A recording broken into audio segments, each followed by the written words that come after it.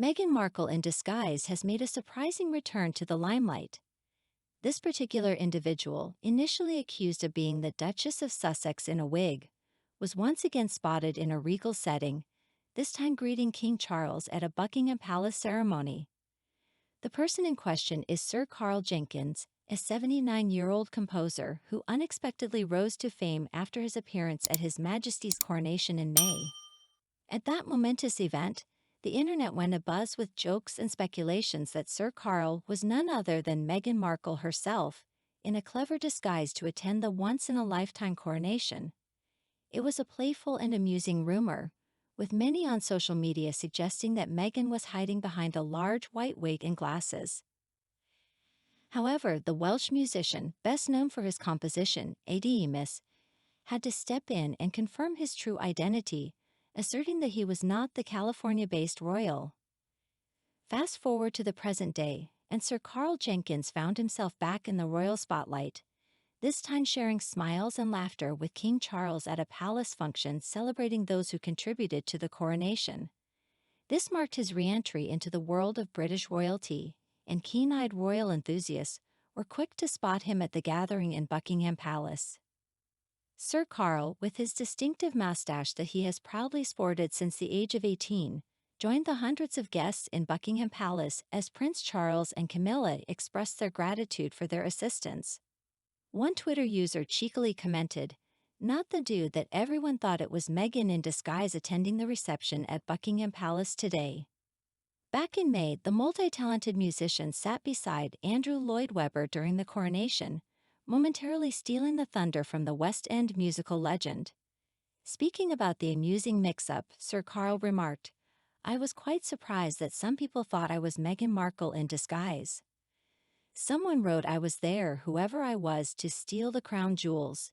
He chuckled and continued, "I look like this all the time, and in addition, I wear this on my neck, which is what they give you when you get a knighthood. This was around my neck over which my tie came and my jacket. Oh, and my mustache has been referred to in the Times as well. But I've had the mustache since I was 18 years old. It was very trendy then, so that's me. Nothing sinister about it or surprising at all." The online world also joined in the jest, with some suggesting that he looked like Tilda Swinton deep in character or humorously pondering, "Just wait until the polyjuice, a transforming potion from Harry Potter, wears off."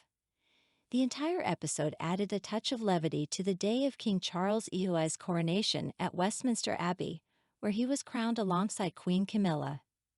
The acclaimed composer, in an interview with BBC News, shared his fond memories of watching the last coronation in 1953 as an 8-year-old in Swansea. His music played a significant role in Charles II's coronation ceremony, symbolizing the king's love and appreciation for Welsh culture and music. "I am very honored. It obviously sums up Welsh culture, the harp, and he, the king, has always supported Welsh music," said Sir Carl. "I don't know whether he chose it, but he was happy to have it there. I know he likes it, otherwise he wouldn't have asked me." The piece performed at the coronation was initially composed for the then Prince of Wales 2 decades ago, as he was reinstating the role of royal harpist. Catherine Finch, the first person to hold this reinvigorated position, played the piece. Sir Carl described it as a slow movement based on an old Welsh folk tune. It had a haunting quality, deeply rooted in Welsh culture, and the story it conveyed was that of a soldier returning home and crossing a stile. He elaborated on the musical elements, saying, "It starts very quietly, with the strings playing the melody of the folk song. Then the harpist is doing this technique called bisbigliando, which means whispering in Italian."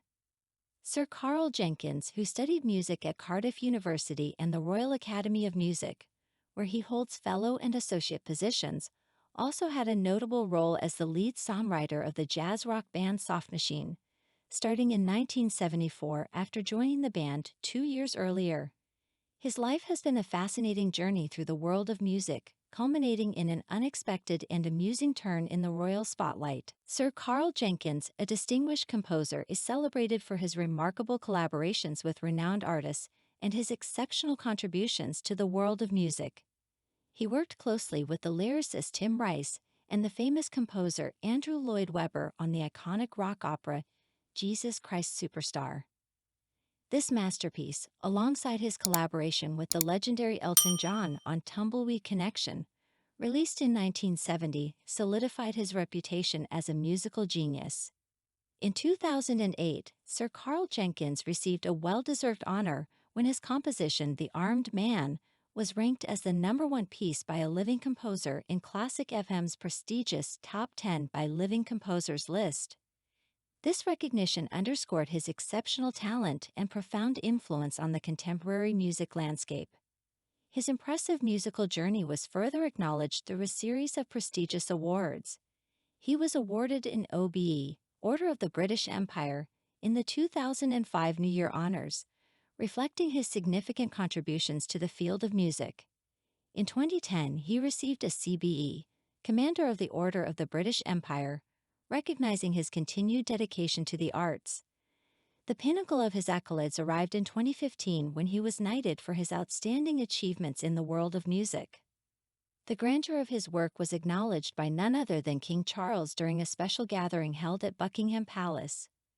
This regal event brought together representatives from various sectors, including government, the Church of England, the creative arts, volunteers, and law enforcement, all of whom played pivotal roles in significant historical events. The occasion was graced by the presence of the Princess Royal and the Duke and Duchess of Edinburgh, adding an extra layer of prestige. The King and Queen's own coronation was a spectacular event. The regal ceremony took place at Westminster Abbey on May 6, surrounded by opulence and tradition.